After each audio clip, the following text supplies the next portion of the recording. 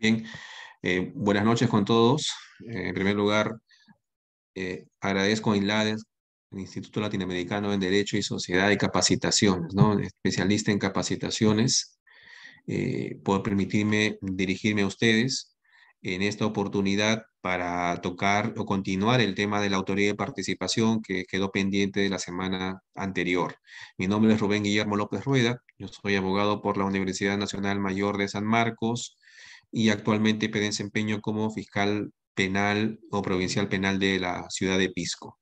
No, sin más preámbulo, voy a colocar las diapositivas en el momento en donde nos quedamos la semana pasada.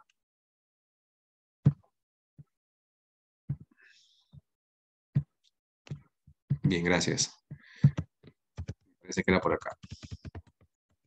Bien, en la semana anterior estábamos tocando el tema de las autorías, ¿no?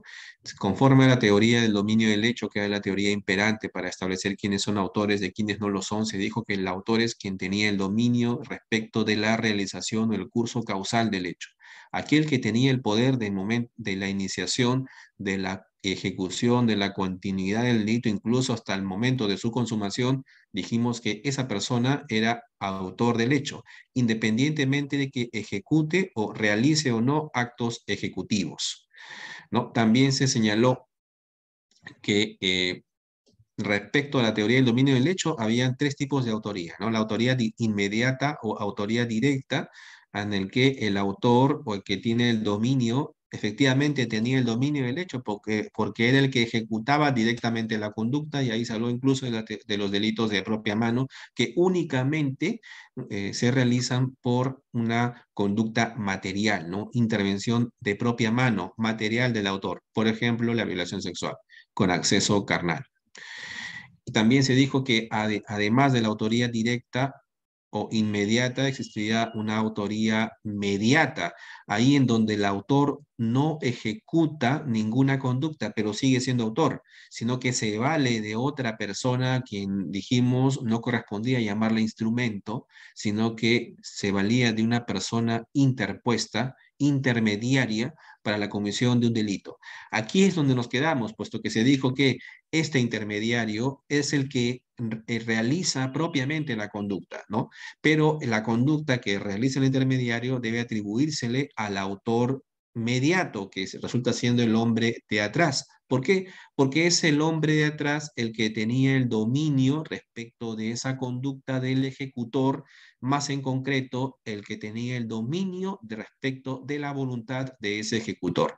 Y se dijo en la semana anterior que ese ejecutor podía actuar, voy a colocar, y se dijo en la sesión anterior que ese ejecutor podía, vamos a actuar, ya, el ejecutor podía actuar, digamos, por coacción, ¿no? Por parte del hombre de atrás, que termina siendo el autor mediato, podría actuar incluso por error. El intermediario podía actuar en error, cometer un delito con una concurrencia o un error, o se dijo que también el intermediario podía actuar dentro de un aparato organizado de poder. Entonces, estos tres supuestos es lo que se habían planteado respecto a la autoría mediata. En concreto, ¿no? Coacción por error o en aparatos organizados de poder, ¿no?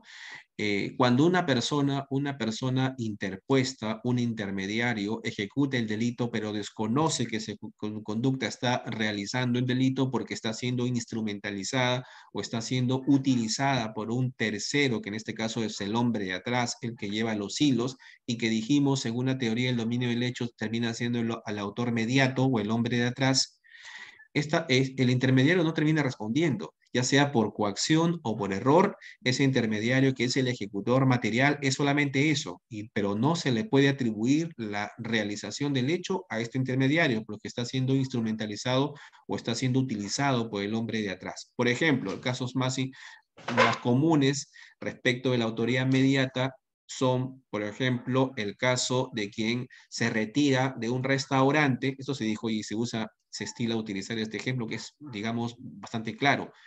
Me retiro de un restaurante, pero observo una mesa que hay una chaqueta o hay una billetera o hay un bolso y de pronto le digo a un comensal, por favor, si me puede acercar o me puede alcanzar la chaqueta, el bolso o la billetera. El comensal se para, se acerca a la mesa que está con la chaqueta, con el bolso o la billetera, coge esta chaqueta, este bolso o esta billetera y me lo alcanza y yo me retiro. Luego se da cuenta de que efectivamente no era mi chaqueta, no era mi bolso, no era mi billetera, el verdadero propietario llega y pregunta dónde están mis cosas. Hurto, ¿no? De alguna manera agravado, si es que existe algún agravante en ese caso.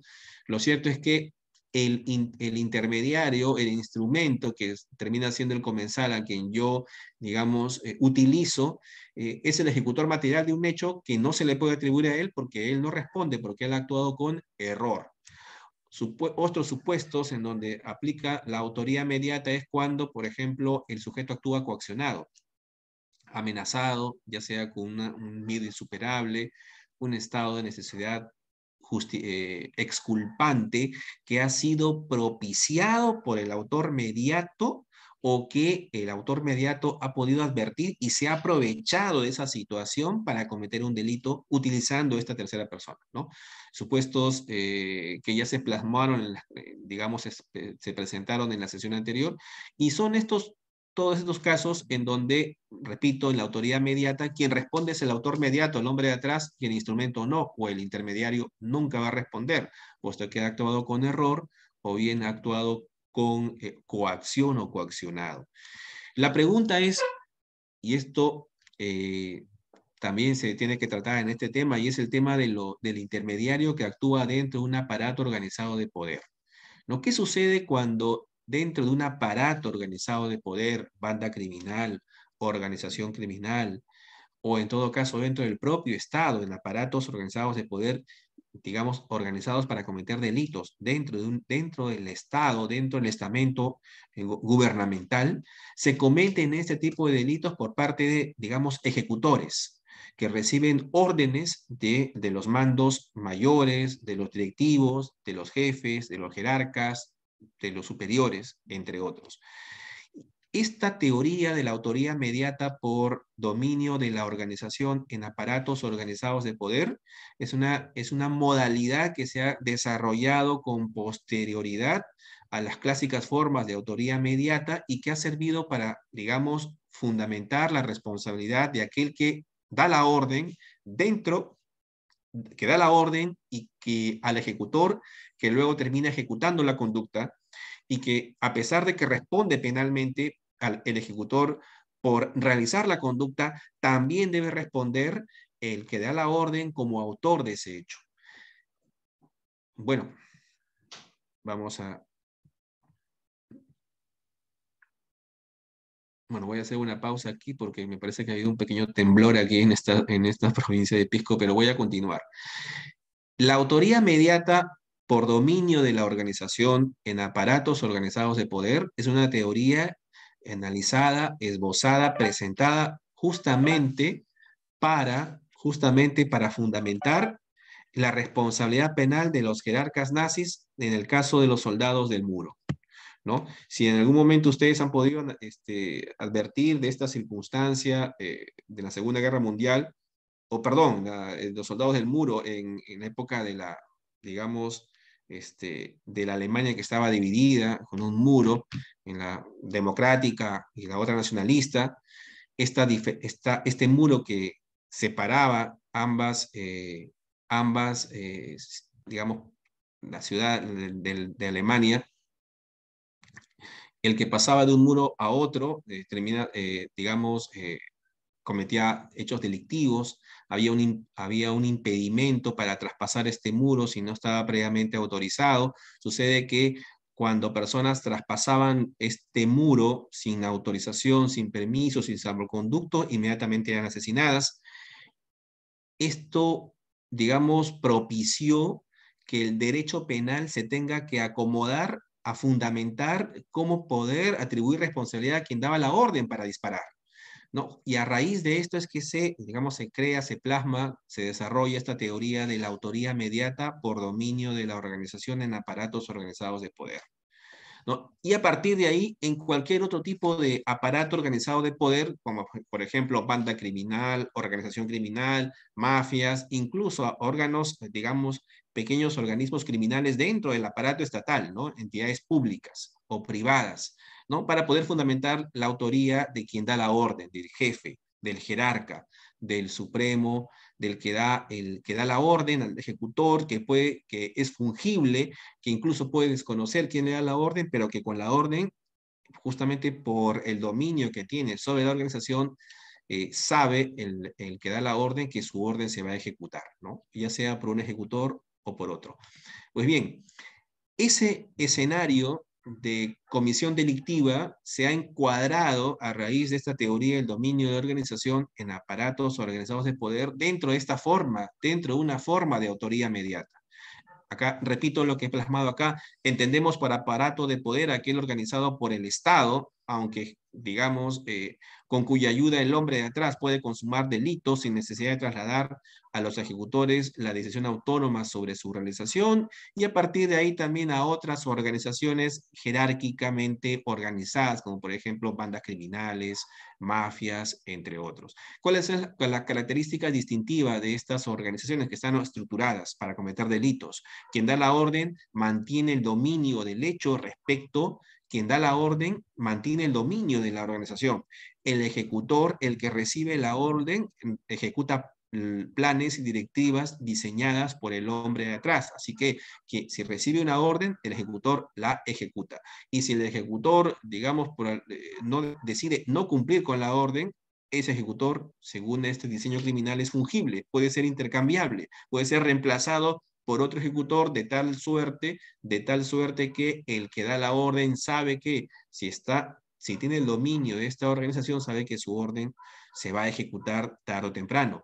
El intermediario, por tanto, en este diseño criminal es intercambiable. Puede ser reemplazado, incluso el que da la orden puede desconocer quién es el que en definitiva va a ejecutar su orden. Esta construcción dogmática de la autoría mediata por dominio de la organización en aparatos organizados de poder da una respuesta penal a esta responsabilidad de los altos dirigentes de estos aparatos, de estas organizaciones armadas no estatales y con fines delictivos. Un sector de la doctrina sostiene que la autoridad mediata, en este caso, además de la responsabilidad penal del ejecutor o intermediario, el autor mediato domina la consumación del hecho, por ejemplo, atentados políticos, y aquí la doctrina considera no es un simple instigador, el que da la orden no está instigando al ejecutor a cometer un hecho, el que da la orden está valiéndose de la organización, digamos, criminal, destinada a la comisión de delitos, se está valiendo de esa organización para cometer determinados delitos. Por ejemplo, los sicariatos. El dominio de la voluntad se sustenta en la fungibilidad de los ejecutores. Esto ya se dijo, los ejecutores son intercambiables y el dominio no es propiamente de la voluntad en los ejecutores. El dominio es de la organización o sobre la organización. Si un ejecutor se niega, el otro cumplirá la orden. El hombre de atrás, que termina siendo, digamos, el que tiene en ese momento el poder de dar órdenes que pueden incluso estar jerarquizados, tiene que tener un poder considerable al interior de la propia organización criminal. Villavicencio cuestiona la aplicación de esta autoría mediata para responsabilizar a estos jerarcas, a estos jefes de organizaciones criminales, en el entendido de que no se puede ampliar una figura de autoría mediata para incluir este tipo de conductas, puesto que entiende Villavicencio que clásicamente la autoría mediata es la responsabilidad de aquella persona que se vale de otra para cometer un delito, ya sea por error o por coacción de esa otra persona que nunca va a responder penalmente, ya sea porque ha sido coaccionada o porque se la ha inducido a un error para cometer un hecho. Sin embargo, y por tanto, en este tipo de modalidades delictivas, de organizaciones criminales, responde el ejecutor tanto como el quien dio la orden. el ejecutor, el que ejecuta la orden, siempre va a responder penalmente. Y también responderá el hombre de atrás, el que dio la orden, también como autor. Entonces, para Villavicencio, esto sería una coautoría. Si responde como autor el que ejecuta, tanto como el que da la orden, debemos entender que ambos tienen dominio respecto de la conducta que están realizando y por tanto serían coautores. Sin embargo, aquí hay una precisión que hacer. Si ustedes están viendo en la diapositiva, que están con letras celestes, son las objeciones que se dan a la posición de que esta figura de banda u organización criminal tendría que tratarse a nivel de la coautoría. Y esto no puede ser así. No es propiamente hablando una coautoría, puesto que, en primer lugar, el hombre de atrás, o sea, uno de los coautores sería el que domine el hecho respecto de los demás. No es que todos los ejecutores y los que dan la orden estén en un plano de igualdad. En bandas u organizaciones criminales o en aparatos estatales destinados a cometer delitos, hay una estratificación, una jerarquía de los que participan en la comisión de determinados delitos, de tal suerte que no todos están en un plano de igualdad. Hay jefes y hay subordinados, y por tanto se descarta en ese aspecto una aplicación de coautoría, ¿no? Además, falta la decisión en común, como lo vamos a ver seguidamente, si es que nos alcanza el tiempo. La coautoría requiere dos elementos en esencia, ¿no?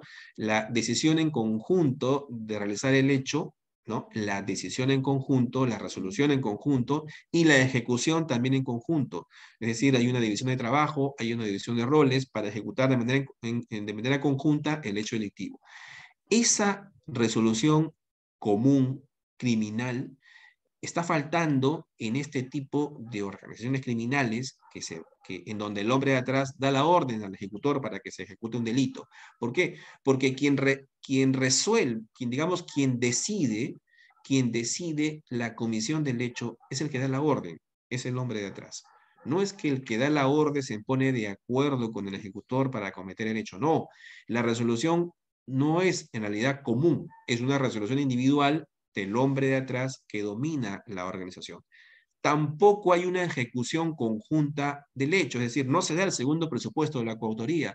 ¿Por qué? Porque el que ejecuta el hecho es el ejecutor y no el hombre de atrás, no es el jerarca, el encargado, el jefe, el que ejecuta el hecho conjuntamente con su intermediario y con su ejecutor. No, es el ejecutor, el intermediario, el que ejecuta el hecho.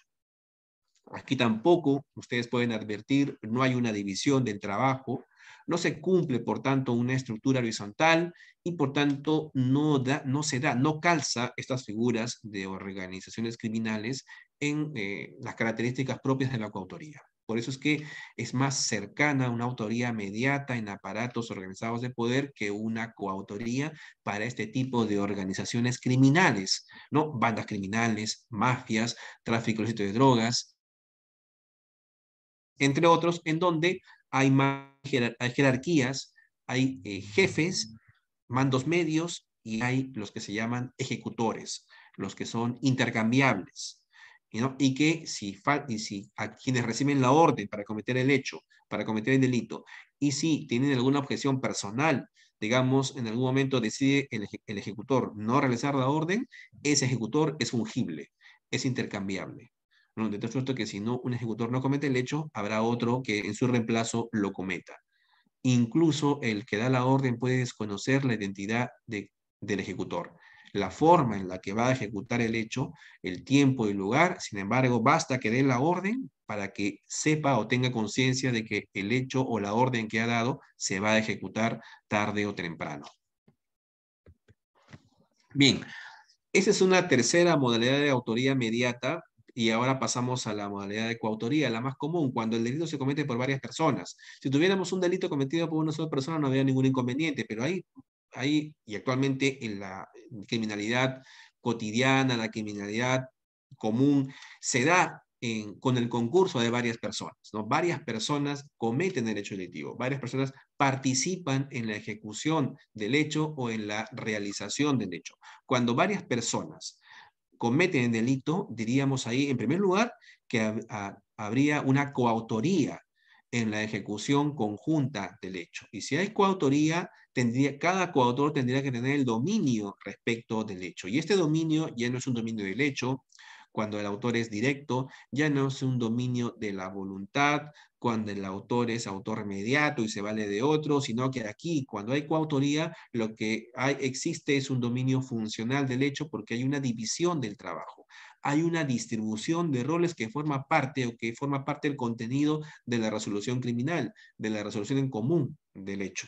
El artículo 23 del Código Penal define la coautoría como los que lo cometan, los que cometan el delito conjuntamente, ¿no? Cuando el legislador penal señala que comete el delito conjuntamente, está señalando que o dos o más van a ejecutar el delito en conjunto. Es decir, que estos son autores porque tienen el dominio del hecho y el dominio no recae en uno, ni recae en dos, recae en todos. Por tanto, aquí hay una coautoría, hay una distribución de roles, por tanto, un dominio funcional. Villavicencio considera que no es necesario reconocer, digamos, que el legislador penal haya reconocido específicamente la coautoría, está implícita dentro del concepto de autor. En la coautoría, todos son autores, ¿no? Luego, las características que determinado tipo penal exige para que uno sea autor deben existir, deben estar plasmados en cada uno de los coautores. Y además, una peculiaridad es que todos los coautores responden por el delito en su totalidad. Y esto lo vamos a ver seguidamente, de tal suerte que si tenemos un caso de robo en donde uno está encargado de amenazar a los, digamos, está encargado de amenazar a los funcionarios de un banco, otro está encargado de sustraer el dinero o el objeto del delito, mientras que otro está encargado de utilizar el arma y, de ser el caso, disparar y hasta matar si es que hay alguna oposición al robo y si en el momento de la ejecución se da el disparo por parte de este tercer coautor, el robo agravado del último párrafo del artículo 189 del Código Penal podría ser aplicado a todos. Así, uno de los ejecutores no haya efectuado el disparo. Todos responden por todo el delito en su conjunto, puesto que ha habido una división del trabajo específicamente para eso.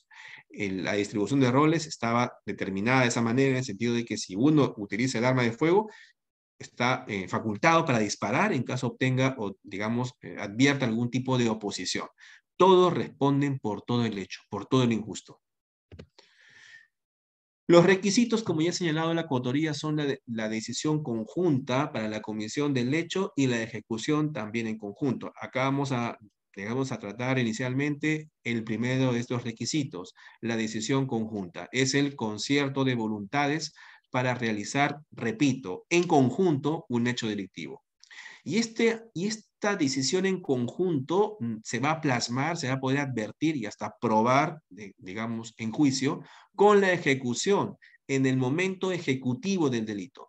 Cuando yo veo en los videos, ¿no?, del banco, por ejemplo, que uno está amenazando al vigilante del banco, otro está dirigiéndose directamente al efectivo policial del banco, otro directamente al gerente general, al gerente ejecutivo, y otros directamente se van directamente a la bóveda del banco, diremos que aquí hay una distribución, puesto que ya apreciándose, ¿no?, la forma en cómo están ejecutando el hecho, se puede advertir que previamente ya ha habido una distribución de roles, y la distribución de roles forma parte de una resolución o decisión en conjunto del hecho. Por lo tanto, ahí se evidencia la decisión en conjunto previa a la ejecución del delito, aunque a veces esta decisión se da en el momento mismo del hecho, como lo vamos a ver.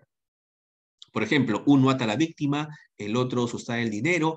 Esa ejecución en conjunto puede, digamos, dar a entender de que previamente ha habido una decisión en conjunto, con distribución de roles. El simple estar de acuerdo con que el otro ejecute el resto no es suficiente para advertir coautoría. El autor puede estar de acuerdo en que participe un cómplice en el hecho, ¿no? Y sin embargo, ese de estar de acuerdo con la participación del otro no es suficiente para que, digamos, aquí exista coautoría. Se requiere, además, ejecución en conjunto. Ejecución en conjunto distribución de roles y dominio del hecho. Hay dos formas de coautoría: la coautoría no ejecutiva, la coautoría de la planificación, de la elaboración, digamos, el director de la orquesta, que no está ejecutando el hecho, pero que está coordinándolo y dirigiéndolo, es llamada, repito, coautoría no ejecutiva, y lo otro es justamente la coautoría ejecutiva, que puede ser directa o parcial. Lo vamos a ver acá. El coautor no ejecutivo es el planificador, es el director, es el que coordina la labor del resto de ejecutores y también es coautor. Y por otro lado, los ejecutores, los coautores que también tienen dominio del hecho, realizan las labores propias de la comisión del delito, que pueden ser coautores directos o coautores parciales. Coautores directos cuando cada uno de los coautores realizan los actos ejecutivos, y la coautoría parcial cuando hay un reparto de tareas. Cuando hay un reparto de tareas. La decisión en común es diferente de la división de tareas. Vamos a ver acá. La decisión en común es diferente del reparto de tareas, que incluso puede darse entre autor y cómplice, entre un autor y un cómplice, digamos, secundario, durante la ejecución del hecho. Puede haber una división de tareas, puede haber un acuerdo que implique una división de tareas entre incluso autor y cómplice. Esta división de tareas no es propia de la coautoría, también puede darse, repito, entre autor y cómplice. Habrá, sin embargo, coautoría cuando no hay un plano de subordinación, sino cuando hay un plano de igualdad respecto de todos. Coautores son los que tienen dominio del hecho todos, cada uno de ellos. Sin embargo, cuando hay un acuerdo de voluntades, una decisión común, una división de tareas en un plano de subordinación, ahí no habrá coautoría. Por ejemplo, coautor es el sujeto que previo acuerdo se encarga de amenazar al público en un robo al banco, mientras que otro sustrae el dinero, ¿no? En cómplice, en todo caso, será el que previamente facilite el arma, ¿no? Ahora veremos seguidamente, bueno, posteriormente, que para determinar la complicidad primaria o secundaria hay teorías que se van a utilizar, ¿no? Teoría de la escasez, por ejemplo, respecto de un bien, si es escaso o no. Bueno, pero ahora, como mencionaba, todos los coautores responderán por todo el injusto penal realizado. Esto por el principio de imputación recíproca. Todo lo que haga cada coautor es imputable a los demás, ¿no? El que sustrae el dinero, ¿no?, responderá por el robo agravado, tanto como aquel que está amenazando a las personas, tanto como aquel que está figurando de campana, por ejemplo, en la puerta del banco, y ya la Corte Suprema en un recurso de nulidad ha señalado que la campana no necesariamente es cómplice, puede ser coautor, puesto que si ha formado parte de la división de tareas o de distribución de roles, el que este sujeto sea campana durante la ejecución del hecho, ese también va a ser coautor. Todo el hecho global por la ejecución del plan en su totalidad. El coautor no responde, sin embargo, del exceso cometido por un coautor. Supongamos que durante la ejecución de un robo, que deciden ejecutar dos personas, uno se encuentra con un enemigo, digamos, circunstancialmente en el banco, de tal suerte que agarra su arma y le dispara, ¿no? Esa muerte no estaba planeada, no estaba planificada, no formaba parte del rol de ese señor que está disparando su arma contra un enemigo al que circunstancialmente encontrado en el banco, y por tanto la muerte no se le puede aplicar al otro coautor. Digamos, esa consecuencia de muerte no va a ser, digamos, atribuida a quien no tenía dentro de sus planes o dentro de la distribución de roles, o que no forma parte de la decisión en común en la comisión de ese hecho. Ahora, si la decisión en común es un elemento, requisito, presupuesto de la coautoría, el segundo presupuesto es la ejecución en conjunto, el aporte objetivo al hecho, ¿no? Una vez que estamos decididos a cometer el hecho, tú vas a hacer esto, tú vas a hacer lo otro, viene la parte ejecutiva. Hay que plasmar esa decisión en el acto mismo de la comisión del delito. El coautor debe realizar un aporte objetivo al hecho que se encuentra en una relación de dependencia funcional con el resto de los aportes según el principio de la división del trabajo, formando un todo unitario y atribuible el todo a cada uno de los aportantes, en este caso a cada uno de los autores. Deberá analizarse la naturaleza, eso sí, del aporte. Solo así se establecerá el codominio del hecho o no. Si el dominio del hecho, según la naturaleza del aporte, está en uno solo de los participantes, de los aportantes, ahí no habrá coautoría. Ahí lo que habrá será una autoría directa y los demás serán partícipes. Pero si los aportes no tienen, digamos, esa vinculación de subordinación, si los aportantes tienen todos y cada uno de ellos dominio respecto del hecho que están realizando en conjunto, ahí sí habrá coautoría.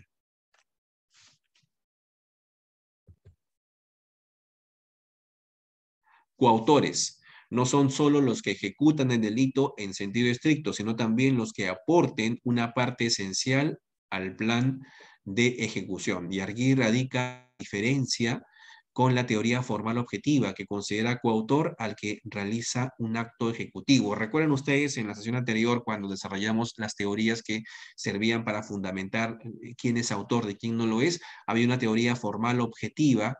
Dentro de las teorías restrictivas, había una teoría formal objetiva que señalaba que es autor aquel que ejecuta el hecho o que realiza un acto ejecutivo establecido en el tipo penal, ¿no? La pregunta es, ¿el autor mediato realiza un acto ejecutivo? No.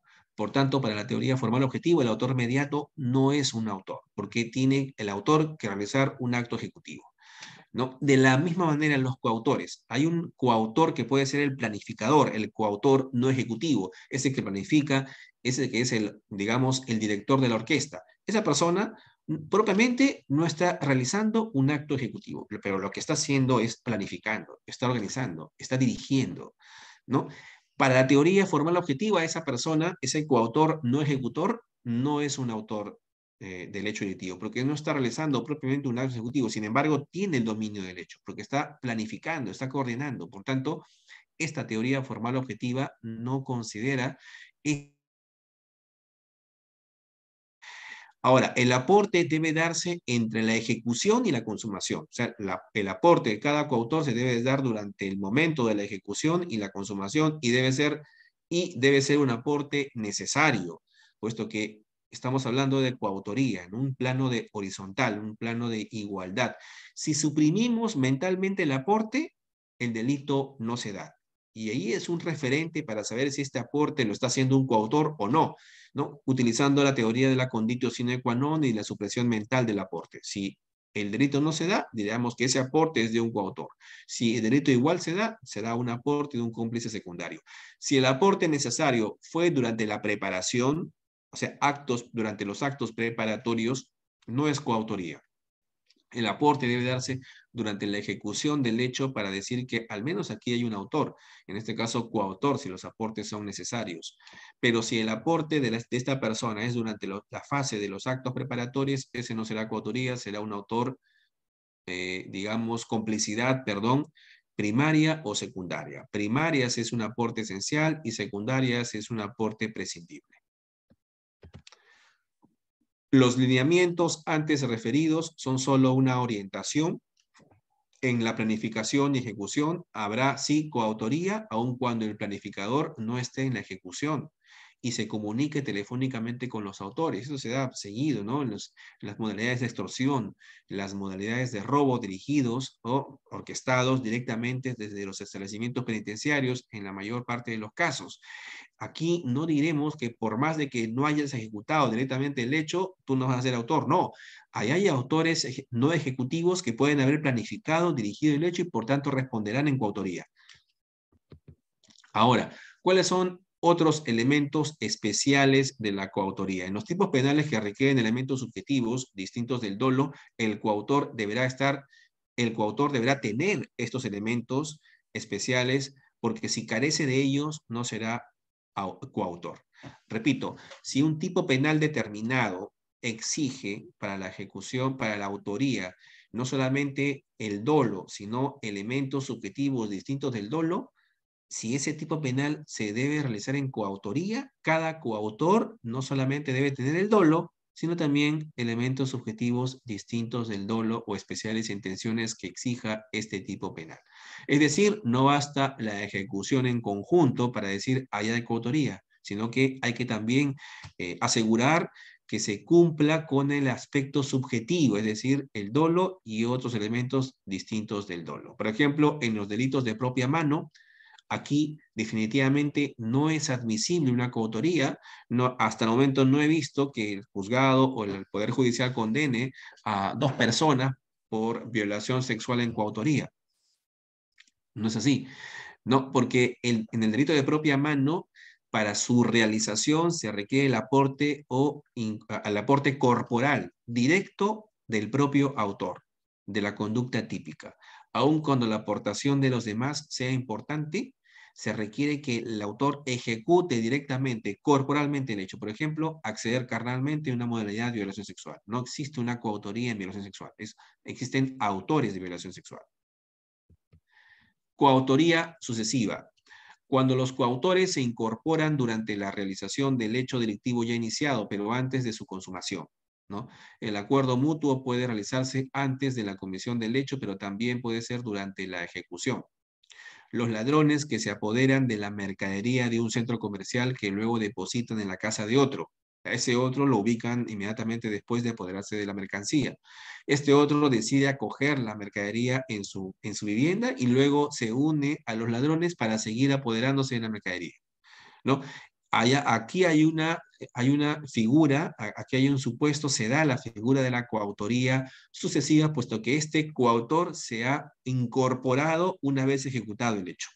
Ahora, el coautor sucesivo no responde por las conductas ya iniciadas, o sea, por las conductas anteriores a su participación. Por ejemplo, solo responde por hurto y no por robo si es que primero, para poder hacer la mercadería, robaron, amenazaron o violentaron a una persona vigilante y luego ubican a este coautor para que colabore con la sustracción. Aquí, esta persona, este coautor sucesivo que se incorpora después del inicio de la ejecución del delito, solamente responderá por hurto, pero no por robo, porque no estuvo al momento en que se da la violencia o la amenaza, por ejemplo. También hay coautoría alternativa cuando los coautores realizan su propio aporte potencial para la comisión típica, pero solo un aporte se ejecuta, excluyendo el otro. Y esto se da para garantizar la segura producción del resultado. Por ejemplo, cuando hay dos sujetos que están decididos a matar a otro para apoderarse de su dinero, se separan en lugares distintos para ubicarlo y matarlo, siendo ubicado y ejecutado por uno de ellos. A pesar de que exista un acuerdo en común para que estas dos personas planifiquen la muerte de esta tercera persona, solo uno de los aportes realiza el tipo penal. Quien ejecutó será autor y el resto será considerado, según la doctrina, partícipe. Bueno, esta es la solución que da la doctrina. Hay que advertir, digamos, al ver cada caso en concreto. También hay la figura de la coautoría aditiva. Según el concierto de voluntades, los intervinientes realizan el mismo tipo penal, pero solo uno de los aportes producirá el resultado típico. Por ejemplo, la ejecución conjunta y simultánea de los intervinientes incrementa el riesgo de atentado al bien jurídico, ¿no? Me pongo en el supuesto de la ejecución con armas de fuego realizada por 5 personas. Cuando solo 2 de ellas causan la muerte, las demás no la pueden causar, por ejemplo, porque el hombre ya falleció con los 2 primeros disparos. Aquí hay una coautoría aditiva, hay una intervención de varias personas, hay una ejecución en conjunto de varias personas, los aportes representan dominio de hecho por cada uno de sus ejecutores y sin embargo solamente uno o dos van a producir el resultado típico, el resto no, y sin embargo eso no quita que exista una coautoría, en este caso aditiva. ¿Cómo se da la tentativa en la coautoría? Si según la distribución de roles, uno de los coautores tenía que iniciar la ejecución del hecho y efectivamente lo hace, pero luego los demás no intervienen porque, digamos, la coautoría alcanzó únicamente el grado de tentativa, la pregunta es cómo responderá el resto, ¿no? Hay una solución individual y hay una solución global. que es la más adecuada, según Villavicencio, en el sentido de que la solución global es la adecuada porque debido al acuerdo común, cada coautor responde por el todo. De tal suerte que si son 5 los coautores y empieza, según el acuerdo o distribución de roles, el primero, y en ese momento es intervenido por la Policía Nacional, la pregunta es, ¿responderá él o responderá el resto que no ha participado todavía? La respuesta es la solución global, en el sentido que si el hecho le corresponde a todos y todos han decidido cometer el delito, la conducta del primero, digamos, involucra o se le podrá atribuir al resto. Todos serán condenados por coautoría en grado de tentativa. Autoría accesoria o autoría concomitante. Se presenta cuando varios sujetos causan el mismo resultado independientemente unos de otros, sin que exista entre ellos una resolución de ejecutar en común el delito que sí existe en la coautoría. Esto se da, por ejemplo, en el caso de dos sujetos que agregan veneno en el alimento de su enemigo con la finalidad de matarlo, pero sin que uno se dé cuenta de la participación del otro. ¿No? Sin que uno se dé cuenta de la participación del otro. Sí, ¿cómo se resuelve esto? ¿No? Dos personas quieren matar a una tercera persona, vierten veneno en sus vasos, uno lo hace, seguidamente el otro, desconociendo cada uno de la participación del otro, y producen la muerte. ¿Cómo se resolverá? ¿Será una coautoría? En primer lugar, no habría coautoría, porque aquí no hay una decisión en común, no hay una ejecución en conjunto. ¿Cómo lo resuelven? Si las dosis individuales eran suficientes para matar, cada uno responde por homicidio. No hay coautoría. Cada uno responde por homicidio. ¿No? Pero si las dosis eran insuficientes para matar a cada una, era insuficiente, entonces, pero en conjunto, digamos. La dosis individual era insuficiente para matar, pero como se han combinado sin saberlo y terminaron matando, responderán por tentativa de homicidio, cada uno como autor en tentativa de homicidio. Actualmente esto se resuelve al nivel de la imputación objetiva, sin embargo es interesante para efectos de establecer esta característica, esta autoría accesoria que rara vez se da, ¿no? Pero si acaso se da en algún momento, en la doctrina la ha resuelto de esta manera. Y también existe la autoría en los delitos de infracción del deber. ¿Se podrá aplicar la coautoría en delitos de infracción del deber a aquellos delitos en donde únicamente es autor quien tiene el deber jurídico específico que termina violentándose con la comisión del delito? No. En delitos de infracción del deber no se puede aplicar la teoría del dominio del hecho. Esta teoría del dominio del hecho es insuficiente para distinguir quiénes son autores de quienes no lo son, puesto que en los delitos de infracción del deber, como por ejemplo los delitos contra la administración pública, únicamente será autor quien tiene ese deber específico, ese deber legal que está vinculado con lo que se quiere proteger. Por ejemplo, en el peculado, únicamente puede ser autor quien tiene la administración, custodia, o ¿no? la percepción, administración o custodia de estos bienes o caudales públicos, ¿verdad? Solamente ese funcionario o servidor que tiene esa especial vinculación con los bienes o caudales o efectos del Estado podrá ser autor del delito de peculado.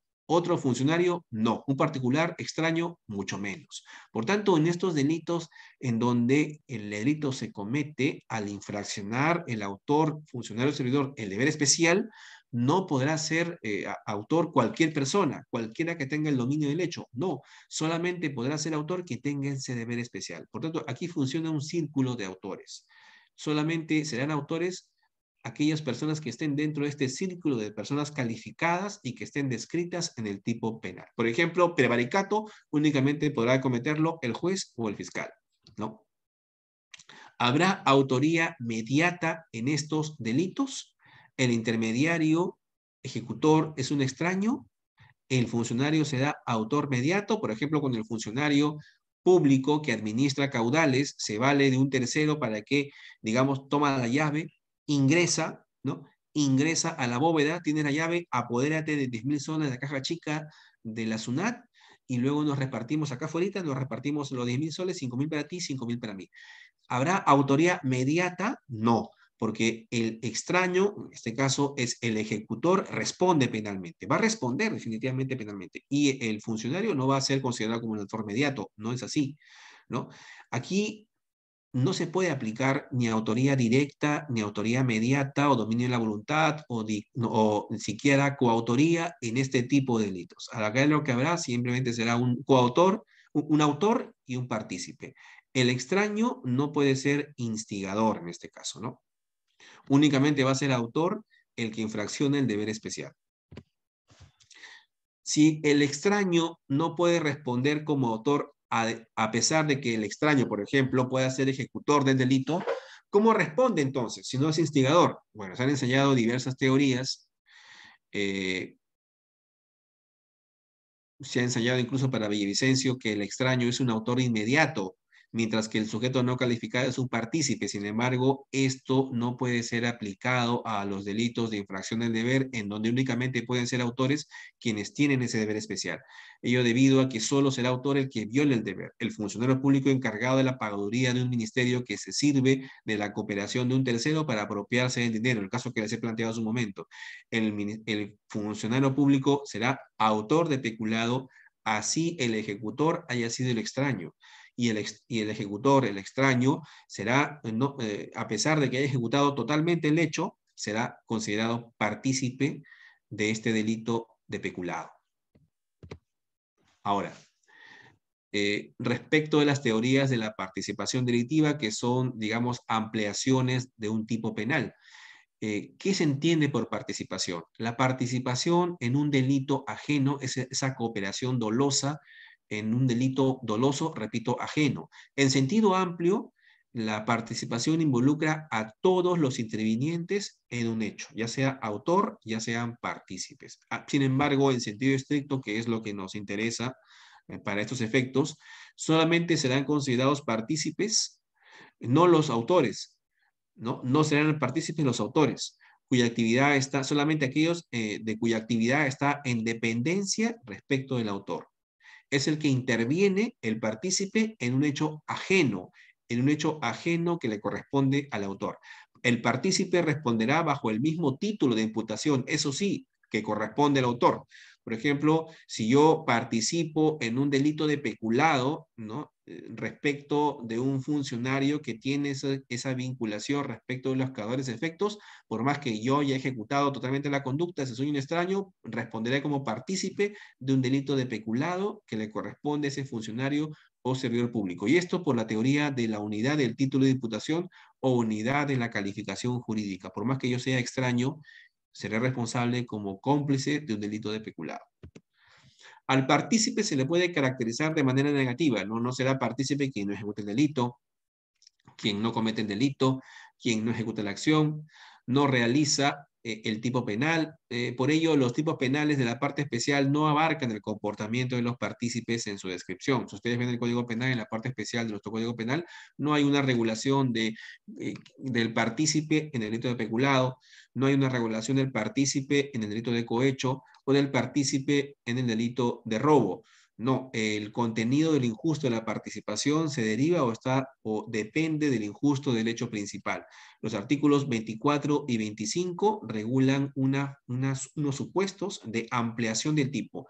En estricto, una instigación y una complicidad terminan siendo supuestos de ampliación de un tipo penal específico para abarcar a personas que no son consideradas autoras o autores de este delito, pero sí partícipes, ya sea a título de instigador o de cómplice. Y esto en virtud de los artículos 24 y 25 del Código Penal. Por tanto, estos artículos regulan un supuesto de ampliación del tipo penal para incluir en un tipo penal específico a figuras que no son autores, sino que serán partícipes. El partícipe no tiene, repito, el dominio del hecho, no lesiona el bien jurídico. Se le sanciona porque contribuye, eso sí, a lesionar o poner en peligro el bien, pero no gobierna el hecho, no realiza la conducta delictiva, que sí la realiza el autor. Solo el autor lesiona o pone en peligro el bien jurídico que se busca tutelar. El partícipe no lesiona ni pone en peligro el bien jurídico tutelado, solamente contribuye a su afectación. La participación en sentido formal, que es decir, la redacción de los respectivos tipos penales, y la participación en sentido material en relación a la lesión del bien jurídico generalmente coinciden, pero no siempre. ¿no? Por ejemplo, el artículo cuarto de la ley 25475 que sanciona como formas de autoría terrorista simples actos de colaboración, ¿no? Aquí, por ejemplo, hay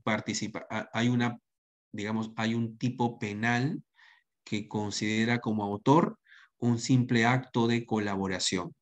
No, la colaboración, materialmente hablando, nunca va a poner en peligro o lesionar el bien jurídico, que sí lo hace un acto ejecutivo, un acto propio ejecutivo. Este es un supuesto en el que el legislador penal incluye como autores a los que son meramente partícipes.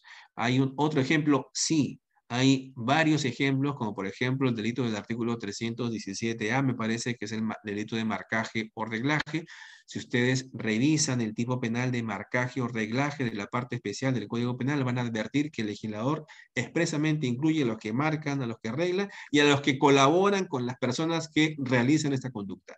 Los incluye como autores, a quienes son materialmente partícipes. ¿Cuál es el fundamento de la participación? ¿Por qué vamos a castigar a un instigador y cómplice si no realizan la conducta como lo hace un autor? Hay 4 teorías que buscan fundamentar la punición del partícipe, ya sea instigador o ya sea cómplice. La primera teoría es la teoría de la participación en la culpabilidad del otro. Teoría de la participación en la culpabilidad, también llamada teoría de la corrupción. Entiende que el partícipe influye o corrompe al autor al ayudarlo a instigarlo. Es decir, este partícipe conduce al autor y lo lleva a la culpabilidad y por tanto lo lleva a la pena. Lo hace o lo convierte en un delincuente. Por tanto, la medida de la culpabilidad del partícipe está en función o va a ser igual a la medida de la culpabilidad del autor. Aquí la primera crítica, y es que no ha sido aceptada esta teoría de la fundamentación de la responsabilidad penal del partícipe por justamente esta culpabilidad. Porque la culpabilidad de autor y la culpabilidad del partícipe son distintas, son diferentes. Solo funcionaría la aplicación de esta teoría para fundamentar la pena en el instigador de un autor culpable, pero no para la instigación de un autor no culpable o para los cómplices, ¿no? La segunda teoría que busca fundamentar por qué hay que castigar al partícipe es la teoría pura de la causación. Y como ustedes pueden advertir, cuando menciono teoría pura de la causación, me estoy remitiendo necesariamente a una teoría causalista. Considera que la incidencia causal del partícipe en la realización del hecho fundamenta su sanción penal. Luego, el injusto o lo injusto de la participación se fundamenta en el aporte causal del partícipe para la producción del resultado. El hecho de que el aporte causal del partícipe se efectivice a través del autor no fundamenta su sanción, sino que solo representa un motivo para atenuarle la pena, ya que el partícipe se encuentra a mayor distancia respecto del hecho. Aquí, con esta frase, digamos, estamos digamos, aplacando un poquito las consecuencias bastante digamos, drásticas de la aplicación de una teoría de la equivalencia de condiciones, una teoría causalista para establecer el fundamento de la punición del partícipe, ¿no? Solamente, digamos, dice que el partícipe contribuye causalmente a la realización o producción del resultado. Quien contribuye causalmente a la producción del resultado es partícipe, pero no será autor porque el partícipe está a mayor distancia, dice, respecto del hecho. Bien. Algunos partidarios de esta teoría consideran que no se puede derivar el injusto del partícipe del injusto del hecho del autor y que el partícipe responde por su propio injusto y por su propia culpabilidad, es decir, delito del partícipe. Ello es así porque los bienes jurídicos pueden ser atacados directamente por el partícipe. Claro, si asumimos directamente esta teoría pura de la causación, vamos a terminar asumiendo que existe un delito del autor y un delito del partícipe, es decir, un injusto y culpabilidad del partícipe distinto del injusto y la culpabilidad del autor. Y sin embargo, esto no puede ser admitido puesto que existe una teoría de la accesoriedad de la participación. El partícipe existe en tanto en cuanto exista un autor. El partícipe, instigador o cómplice, existe y será punible en tanto exista un autor instigado o determinado o un autor a quien recibe esa colaboración o ese aporte del cómplice. ¿Y qué sucede en los delitos de infracción del deber? se dice que la dependencia de la sanción del partícipe es de naturaleza puramente fáctica. Aquí, en los delitos de infracción del deber, eh, hay una respuesta insatisfactoria respecto de la teoría causalista. No se puede fundamentar la punición de la participación de una tercera persona en un delito de infracción del deber, ¿no? ¿Por qué? Porque, digamos, en los delitos de infracción del deber sabemos bien quiénes son partícipes y quiénes no lo son, o quiénes son autores y quiénes no lo van a hacer. Son autores quienes tienen ese deber especial, independientemente de que hayan ejecutado o no la conducta. Por tanto, aquí, en la fundamentación de la autoría y la participación también en delitos de infracción del deber, no se puede utilizar el causalismo naturalista o la teoría de la equivalencia de condiciones, como quieren ustedes llamarlos. Se dice que para fundamentar la pena del partícipe no se requeriría que la conducta del autor sea típica, bastaría únicamente una relación causal con el hecho, con el resultado. Y esto es propiamente una consecuencia de asumir una teoría pura de la causación. Y esa es una crítica. Esta postura de la teoría pura de la causación para fundamentar la responsabilidad del partícipe generaría en todo caso que el juez pueda crear tantos tipos penales de participación como intervinientes al hecho existan y estime necesario el juez castigarlos. Y con esto, este juez estaría violentando el principio de legalidad y el principio de la accesoriedad de la participación, porque produciría un aumento indeterminado de prohibiciones. No es, por tanto, satisfactoria la teoría pura de la causalidad. Ahora, la tercera teoría para fundamentar la responsabilidad penal del instigador, el cómplice, es la teoría de la participación en lo injusto o en el ilícito, que es la que actualmente es aplicada en la parte general del Código Penal. Esta teoría considera que la razón del castigo del partícipe es porque induce o favorece a una conducta típica y antijurídica a través de la provocación del dolo en el autor.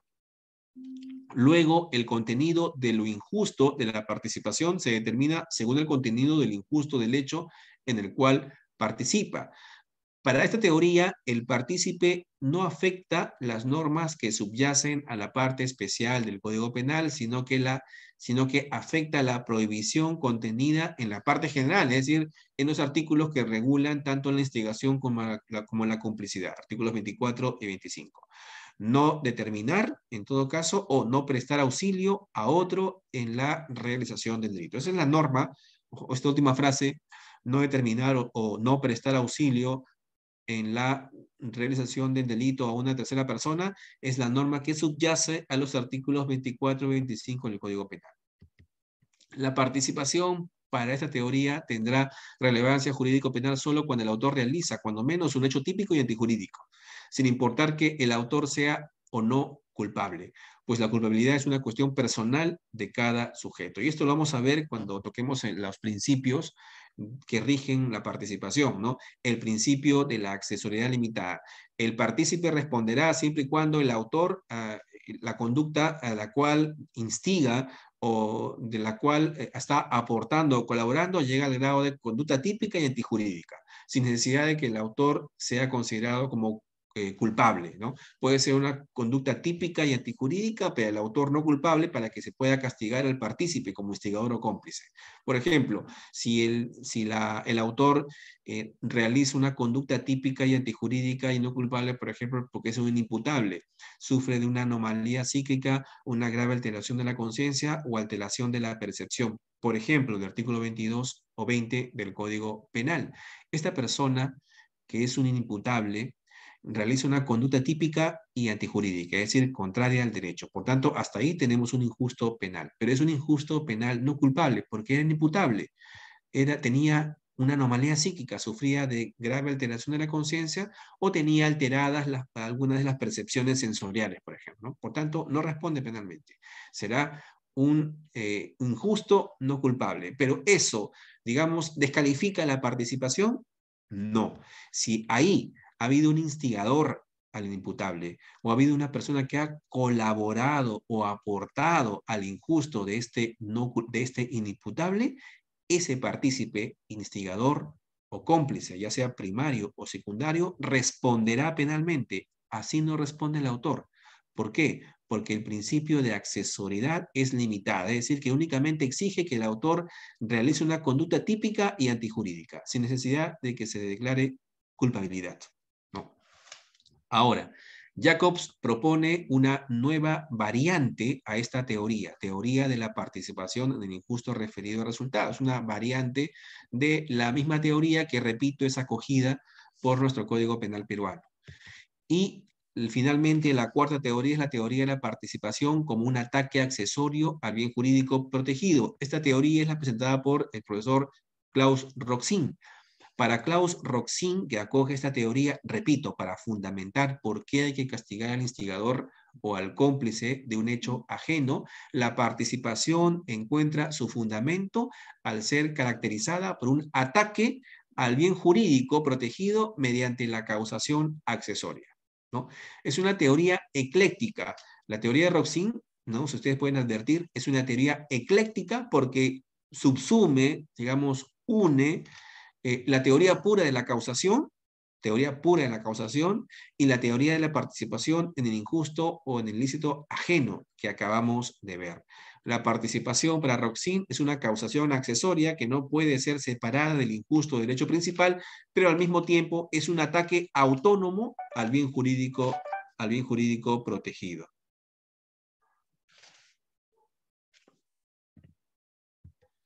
¿Cuáles son las consecuencias de asumir esta teoría ecléctica? Solo existiría participación en sentido legal si el partícipe lesiona con su acción el bien jurídico protegido. Ojo, hemos dicho que el partícipe no es el que lesiona o pone en peligro el bien jurídico protegido, sino que colabora con el autor para que éste sea el que lesione o ponga en peligro el bien jurídico protegido. Ahí hay una inconsistencia, ¿no? Otra consecuencia de la postura de Roxin: el injusto de participación es determinado por el injusto del hecho principal, conforme al principio de la accesoriedad. Esta dependencia del acto de participación del hecho principal no es solamente de naturaleza fáctica, sino también jurídica. Y la tercera consecuencia: la participación es un concepto secundario, en tanto que ella es una contribución causal a la lesión del bien jurídico por medio de una conducta que no es la conducta del autor. Bueno, son los postulados de Roxin respecto de la fundamentación de la instigación y de la complicidad, y quedando pendiente, digamos, para la próxima sesión, si el tiempo lo permite, desarrollar para la siguiente sesión los principios elementales de la participación, ¿no? Tanto los principios de convergencia, principio de accesoriedad, exterioridad, principio de comunicabilidad, y así también la instigación y la complicidad, tanto primaria como secundaria. Nos vamos a quedar por cuestiones de tiempo hasta este punto, y continuaremos la siguiente semana. Muchas gracias a todos. Muchas gracias, doctor. Buenas noches. Buenas noches, buen fin de semana.